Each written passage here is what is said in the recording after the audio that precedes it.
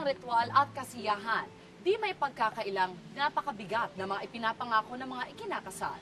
Sa pagdaan ng mga taon, paano mapapanatiling buhay ang pag-ibig at matimbang ang mga pangakong sinumpaan sa altar?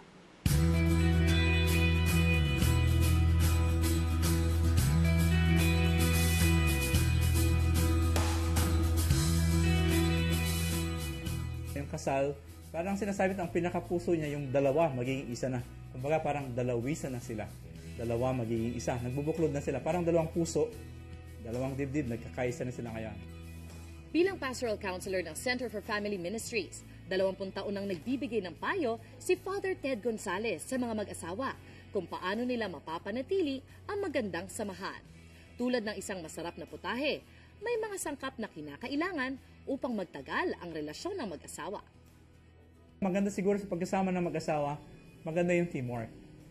Kasi kung walang, kumbaga, tulungan o parang bayanihan, kung walang tumutulong at naglilingkod sa bawat isa, masyadong mabigat, no? This? Yes. Para maging matagumpay ang teamwork, makakatulong ang pagkakaroon ng kanya-kanyang papel sa pamilya. When it comes to managing the household, mas ako naman yung nagpapaalala sa kanya, o Junay Meralco, Junay PLDT, kasi dami niyang ginagawa, nakakalimutan na niya. O ito, mamamalengke na tayo. So in terms of running and managing the household, sa akin niya na yun pinapaubaya. Siya na lang yung maglalabas ng pera.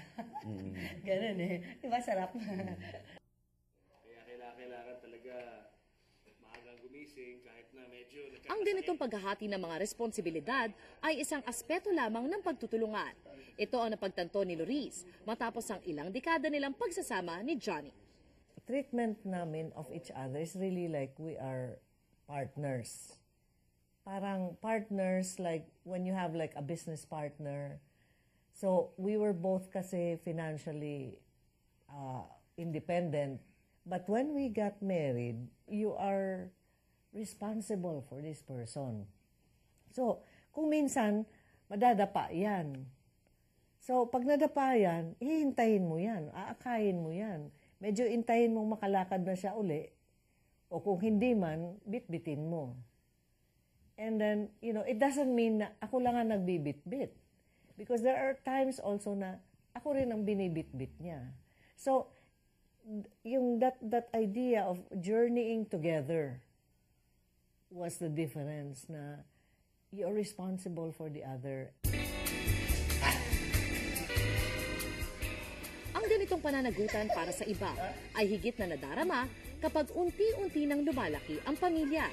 Pero para kina Julius at Tintin, ang pagdating ng kanilang unang anak ay hindi lamang dagdag na responsibilidad, kundi isang biyaya. I consider her as a gift from God na talagang pinaligayan niya yung household. Hindi lang naman kami masaya doon, pati yung mga kasama namin sa bahay pag nakikita na si Antonia kasama na, masaya na lahat.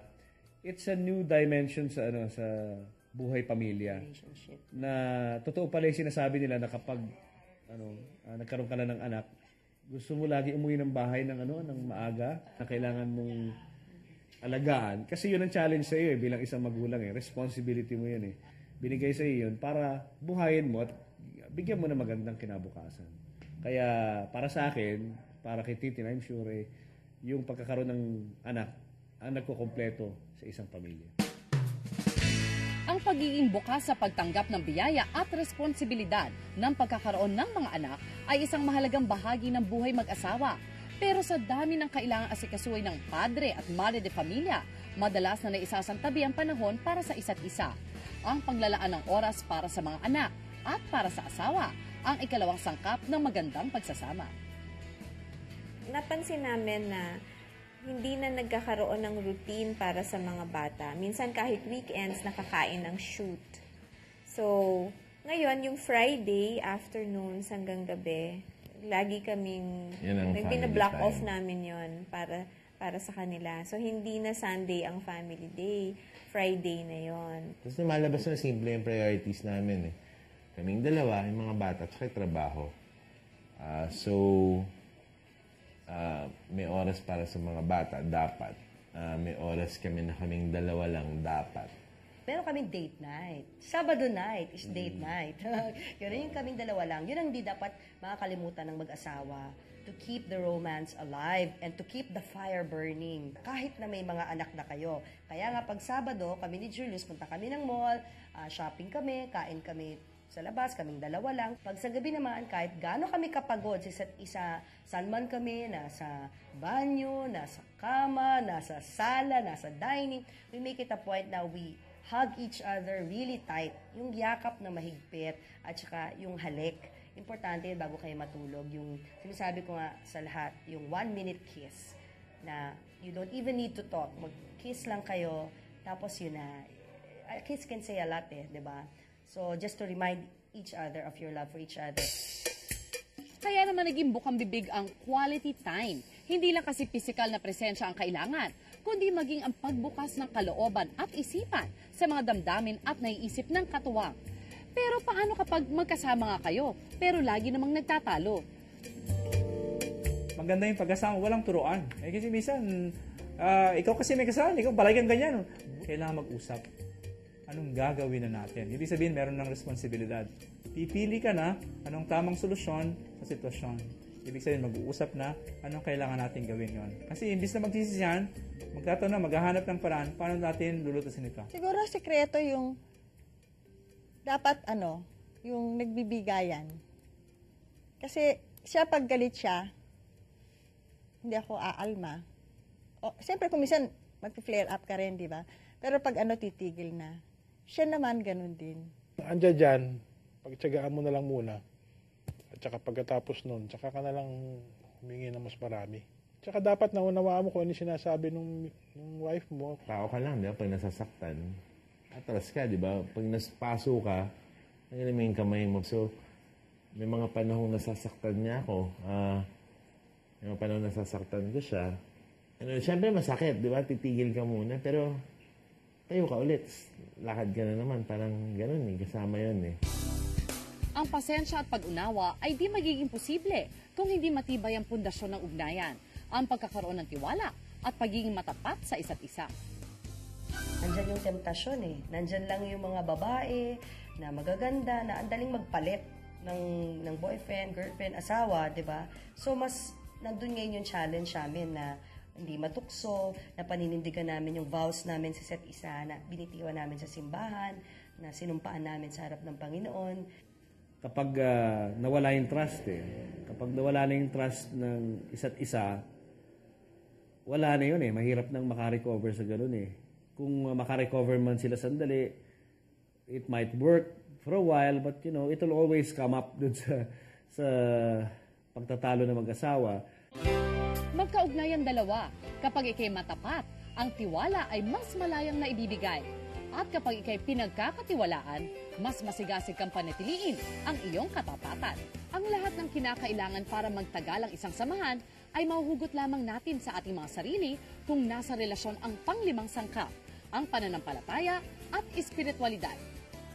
Noong time na nasa crisis kami, although hanggang ngayon naman nasa crisis pa rin kami. Yun lang.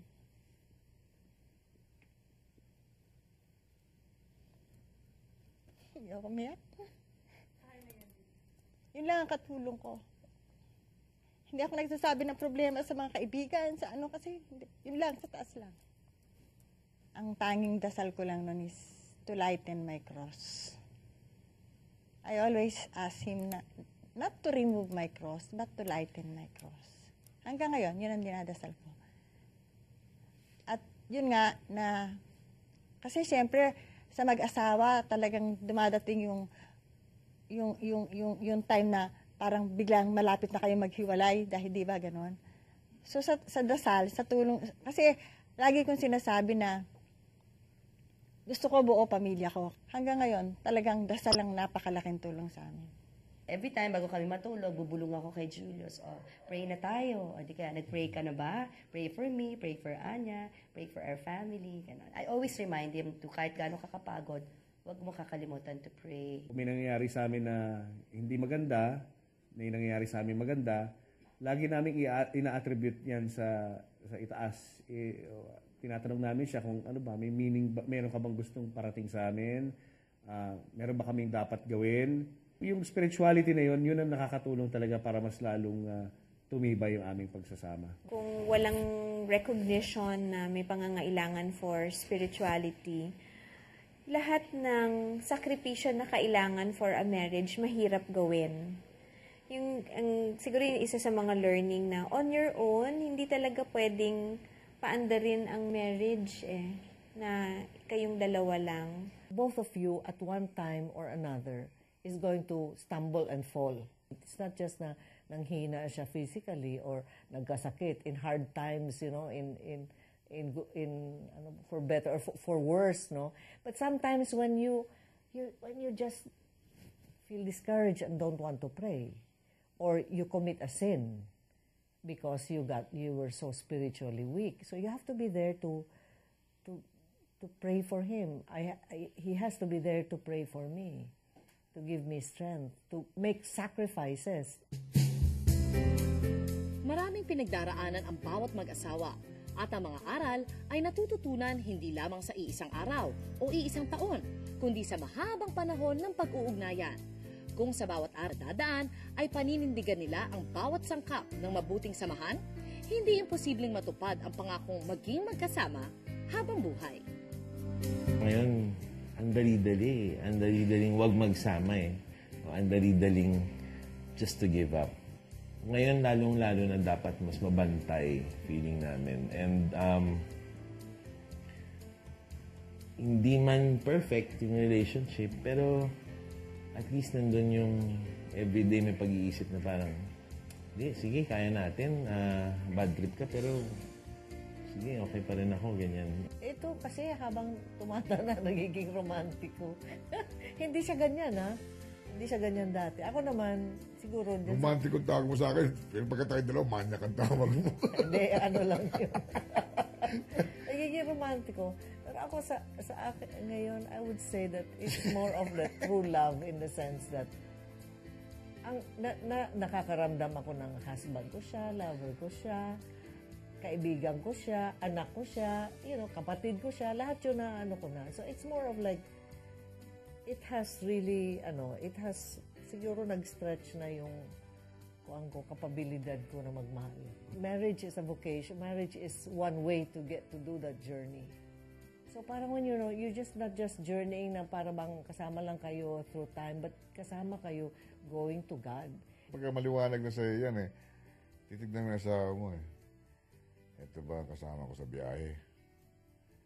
So, it's utak na Hindi na masyado sa puso-puso Kasi alam mo yung biyahe. Ito ba makakasama ko sa biyahe? So, maaasahan ko ba ito? Sabihin, gusto ko ba itong alalayan sa biyahe? Babiyahe kayo. It's the whole family. It's a journey of faith. Di natatapos ang pangakong binitiwan sa isang espesyal na araw sa simbahan. Sa bawat araw ng buhay mag-asawa, ito'y dapat isakatuparan ng walang iniisip na kondisyon o limitasyon. At tulad ng katapatan at pagmamahal ng Panginoon sa atin, ang katapatan at pagmamahalan ng mag-asawa ay inaasahang walang hanggan. Ito po si Suzy Entrata Abrera. Hanggang sa muli.